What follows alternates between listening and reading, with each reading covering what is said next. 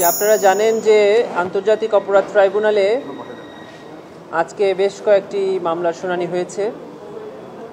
তার মধ্যে অন্যতম হলো যে ইনফোর্স ডিসঅ্যাপিয়ারেন্স অর্থাৎ গুমের অভিযোগে একটা বিবিধ মামলা ট্রাইব্যুনালে অনেক দিন ধরে চলছে। সেই মামলার আজকে নির্ধারিত তারিখ ছিল। সেই মামলার গ্রেফতারকৃত আসামি মেজর জেনারেল অবসরপ্রাপ্ত জিয়াউল আহসান সাহেবকে আজকে ট্রাইব্যুনালে হাজির করা হয়েছিল। ইনভেস্টিগেশন এজেন্সির পক্ষ থেকে ওই মামলায় সময় প্রার্থনা করা হয়েছে। ট্রাইব্যুনাল 2 মাস সময় মঞ্জুর করেছেন। আমরা জানিয়েছি যে এই মামলা ইতিমধ্যে 2টি ফর্মাল চার্জ ট্রাইব্যুনালে দাখিল হয়েছে এবং আরেকটি অংশ ইনভেস্টিগেশন চলছে। আমরা খুব শীঘ্রই ওই মামলা ইনভেস্টিগেশন রিপোর্ট হাতে পেয়ে যাব।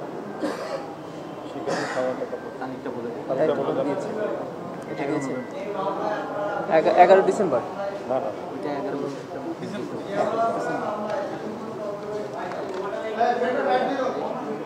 এটা আসলে সাবেক প্রধানমন্ত্রী শেখ হাসিনা, সাবেক নিরাপত্তা উপদেষ্টা জনাব তারেক সিদ্দিক সাহেব সহ বেশ কয়েকজন আসামি ছিল। তার 2টি অংশ তদন্ত প্রতিবেদন দাখিল হয়ে ফর্মাল চার্জ আকারে ট্রাইব্যুনালে দেওয়া হয়েছে, তার প্রসিডিং শুরু হয়েছে।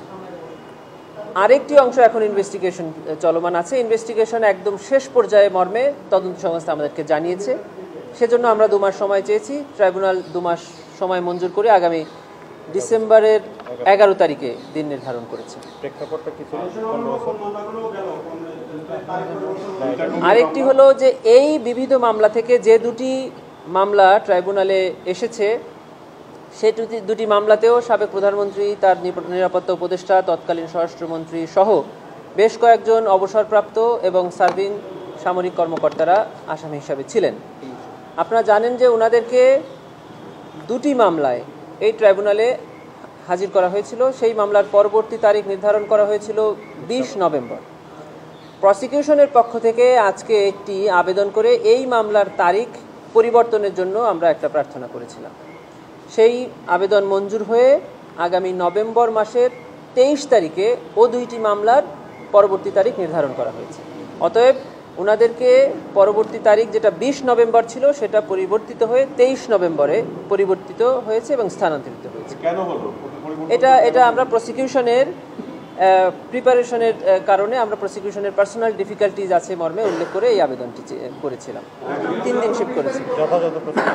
জি, আরেকটি মামলায় আমরা তারিখ পরিবর্তনের আবেদন করছি। সেটা হলো জুলাই গণঅভ্যুত্থান চলাকালে রামপুরাতে যে মানবতা বিরোধী অপরাধের অভিযোগে এখানে আরেকটি 4 জন আসামি করে এখানে ফর্মাল চার্জ দাখিল করা হয়েছিল। সেখানেও 2 জন সামরিক কর্মকর্তা আছেন। সেই মামলাটিও আমরা তারিখ পরিবর্তনের আবেদন করেছিলাম, সেটিও মঞ্জুর করে সেটির তারিখ ছিল 5 নভেম্বর, সেটিও পরিবর্তন করে 24 নভেম্বর করা হয়েছে। একটা বিষয় একটু ক্লিয়ার করবেন। আপনারা বলছেন যে সেনা কর্মকর্তাদের মধ্যে অবসরপ্রাপ্ত অনেকে আছেন এবং সার্ভিং বলছেন।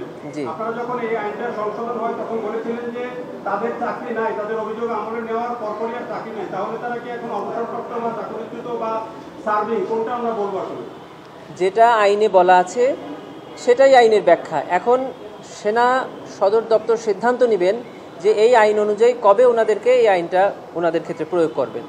যতক্ষণ না প্রয়োগ করেছেন ততক্ষণ পর্যন্ত তো ওনারা সার্ভিং বলাই যেতে পারে। জি জি, সাবেক প্রধানমন্ত্রী শেখ হাসিনার বিরুদ্ধে জুলাই গণঅভ্যুত্থান চলাকালে যে মামলাটি চলছিল এটি আপনারা জানেন যে রায়ের তারিখ নির্ধারণের জন্য একটি তারিখ দেওয়া হয়েছে। আর ওনার বিরুদ্ধে শাপলা চত্বরে যে 2013 সালে যে গণহত্যার অভিযোগ আনা হয়েছিল সেই মামলাটি তদন্তাধীন আছে। আরও যে 2টি মামলা ইনফোর্স ডিসঅ্যাপিয়ারেন্সের অভিযোগে ওনার বিরুদ্ধে চলছে সেটি তো আগামী যে তারিখের কথা বললাম সেই নভেম্বর মাসের দিন নির্ধারিত আছে। এই কয়েকটি মামলায় ওনার বিরুদ্ধে আছে, 4টি। জি, ধন্যবাদ। এই মামলা থেকে অলরেডি যারা আসামি করা হয়েছে ওনারা আর এই অভিযোগে থাকবেন না। উনি এই 11 জনের মধ্যে দেখবেন বেশ কিছু আসামি অলরেডি ওই 2টি মামলাতে আসামি হয়ে গেছে, ইনক্লুড হয়ে গেছে। তারা আর এখানে থাকছেন না। কোনো ব্যক্তিকেই একাধিক মামলায় রাখা হবে না একই অভিযোগ। না, আমরা এটা দেখিনি। আমাদের প্রসিকিউশনের কিছু প্রস্তুতি বাকি আছে এই মামলার জন্য, আমরা সেই প্রস্তুতির জন্য সময় চেয়েছি। জি, ধন্যবাদ। শেষে কি তাহলে এই গুমের মামলাটা থেকে 3 জন হয়ে যাবে শেষ পর্যন্ত? 3 জন মানে শেখ হাসিনা, তারেক সিদ্দিকের যেমন আছে এরকম একটা আলাদা মামলা হবে? এটা তো ইনভেস্টিগেশনে যে কজনের নাম আসবে সে কজনই আসামি হবে। তদন্ত সংস্থা আমাদেরকে জানিয়েছে যে খুব শীঘ্রই তার বিরুদ্ধে তদন্ত প্রতিবেদন তারা